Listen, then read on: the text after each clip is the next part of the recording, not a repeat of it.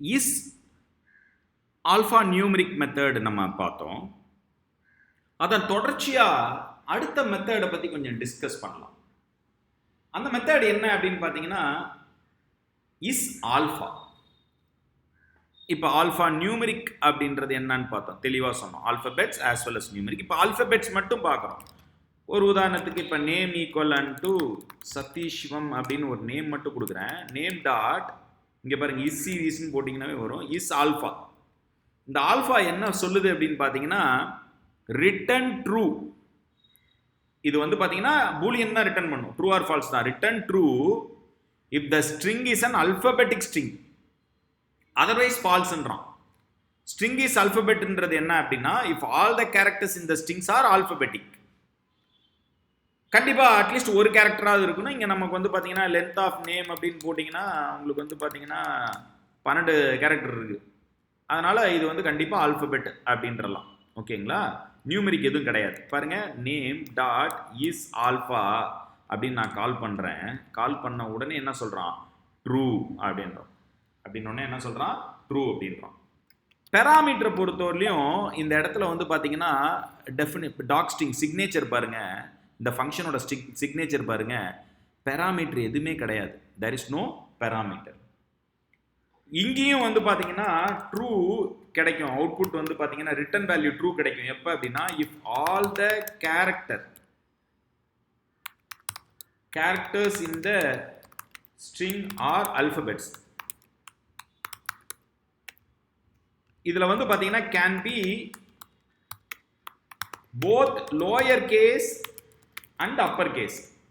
அது முக்கியம். அப்பர் கேஸும் பார்க்கும், lower case and upper case. நான் இங்கே பாருங்க அப்பர் கேஸும் தான் யூஸ் பண்ணியிருக்கிறேன், லோயர் கேஸும் தான் யூஸ் பண்ணியிருக்கிறேன். ஓகேங்களா? அது பார்க்கும், lower case and upper case. இது வந்து ஃபால்ஸ் கொடுக்கும் அவுட்புட். எப்போ அப்படின்னா if at least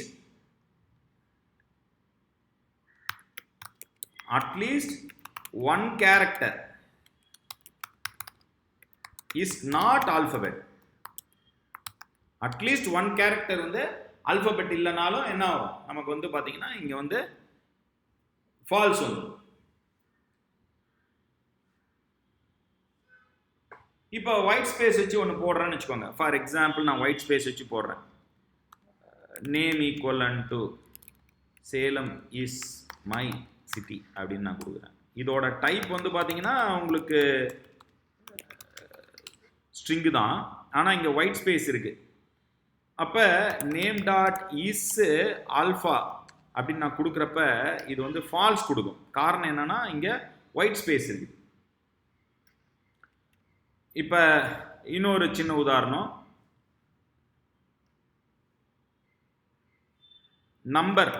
number vehicle number கொடுக்குறோம்.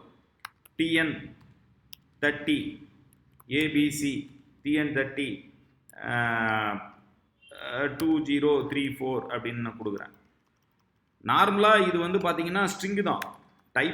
டைப் வந்து பார்த்தீங்கன்னா இது வந்து ஸ்ட்ரிங்கு தான் கொடுக்கும்.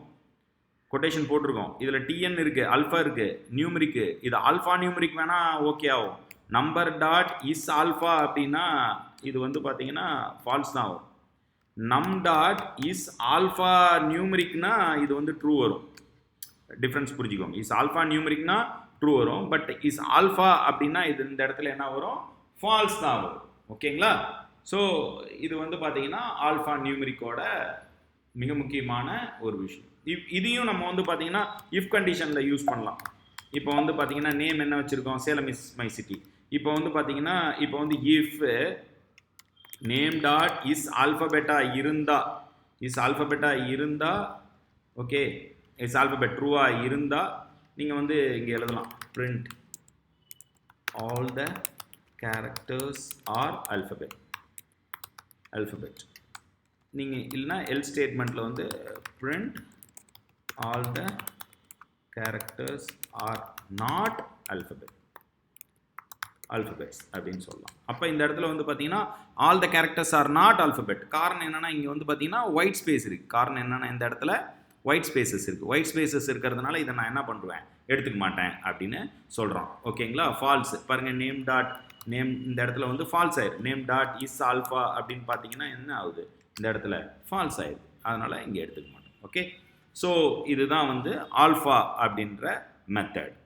அடுத்த மெத்தட் வந்து பார்த்தீங்கன்னா, நம்ம அடுத்த ஸ்ட்ரிங் மெத்தட் வந்து இஸ் சீரீஸில் என்ன பார்க்க போகிறோம் அப்படின்னு பார்த்தீங்கன்னா, இஸ் ஆஸ்கி.